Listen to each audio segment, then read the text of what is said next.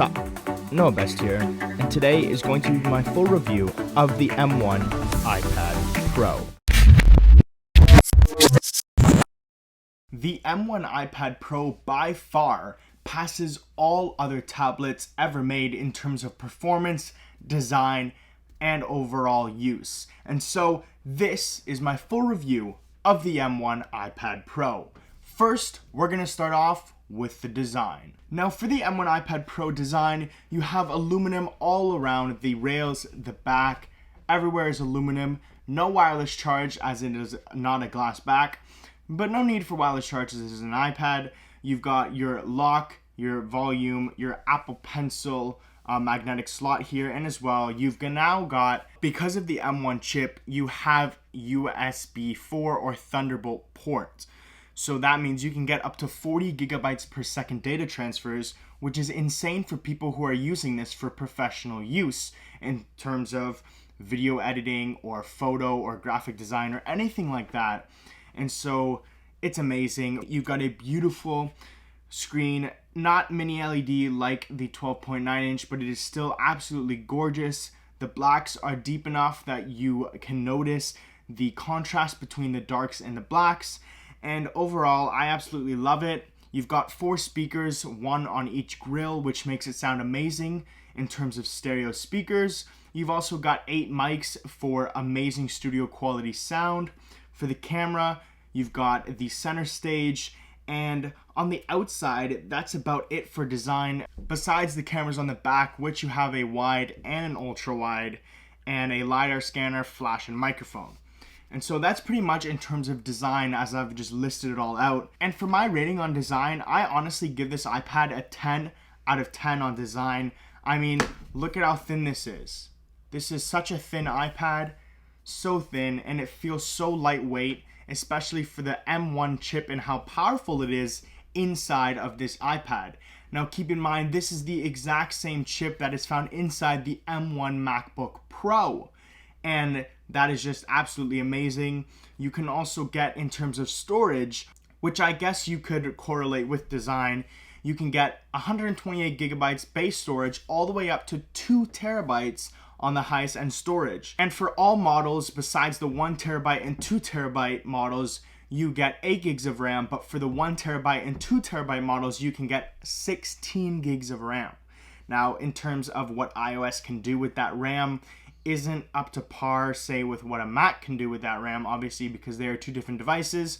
So even using all that power and all that RAM, it is still going to be held back by iPadOS 15. Now, before we jump into performance, screen, all that, I do want to talk about how amazing the Apple Pencil is. Now, this is my first iPad that I've ever had with Apple Pencil, as the very last iPad that I ever had was the iPad mini 2nd generation.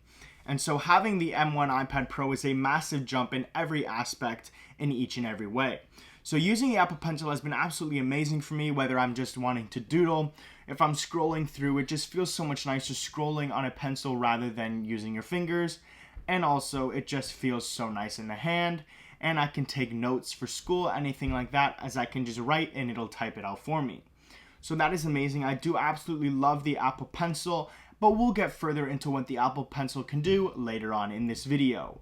For now, I want to talk about performance. Now, as I mentioned, the M1 chip found inside all of the new M1 Macs, like the M1 Mac Mini, the M1 iMac, the M1 MacBook Air, and the M1 MacBook Pro, is found inside of this M1 iPad Pro. Now, I gotta say, every single task that I've done, whether it's photo editing, video exporting, whether it is anything gaming or anything like that, it is absolutely amazing in terms of performance, as even when you're gaming, it is still needing to power up that 120 hertz refresh rate, which I'll get to later on. But for now, I just do gotta say that even powering up that 120 hertz screen while playing game at max resolution, that just shows you how amazing the performance is on the M1 iPad Pro. Now, for myself personally, I don't really care for benchmarks. Benchmarks are good to have in terms of what you want to see on paper before you buy, but to really feel and to really see what the iPads can do, or what any chip can do for that matter, You actually have to use it, and I don't think benchmarks are a really good way of showing that. But in case you guys are wondering, the benchmarks, they are right here. So as you can see, based on benchmarks and what I've just told you about gaming and all that, you can see that the M1 chip, 8-core CPU, 8-core GPU, 16-core neural engine is absolutely amazing, and in all honesty, more powerful than you could ever use an iPad 4, because as I said, iPadOS 15 limits that. But overall, the performance in this, you'll never skip a beat. It'll be so smooth, so fluid with that 120 hertz display. So overall performance, I honestly give it a 10 out of 10 in performance. Next, I want to talk about the screen. Now, as for the screen, obviously it's not going to be a 10 out of 10 rating because of the mini LED on the 12.9 inch. But for me, the 11 inch is the perfect size for anything, for media consumption, for notes, for anything. I feel like the 12.9 inch is just too big because that's the same size as my MacBook, right? A 13 inch screen is way too big to hold in the hands, and in all honesty, very uncomfortable. That's why the 11 inch is the perfect size for me. And so in terms of screen, obviously it is not 10 out of 10 because it doesn't have the mini LED, but I do gotta say that this display here is absolutely gorgeous. The blacks are deep, the brights are bright, the HDR is amazing, but honestly, it's the same screen that's been on the iPad Pro 11 inch for a couple years now, and it hasn't really changed. And so overall, it is an amazing screen. That 120 hertz makes it seem so fluid.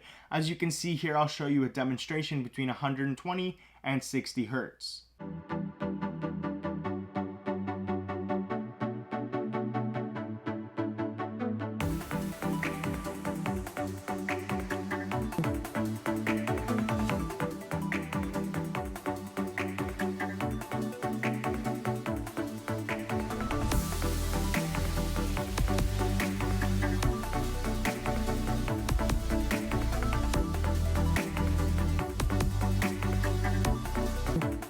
And so there you can see the difference between them. In slow-mo, it's not very easy to tell based on a camera, but you can see the jittery in the 60 hertz screen compared to the smoothness and fluidity of the 120 hertz screen. So overall, in terms of screen and all of this, I give the screen a 9 out of 10 because even though it doesn't have mini LED, it is still a gorgeous, beautiful 120 hertz vibrant display. And so overall, I absolutely adore the M1 iPad Pro, and I think it is one of the best, if not the best tablets out.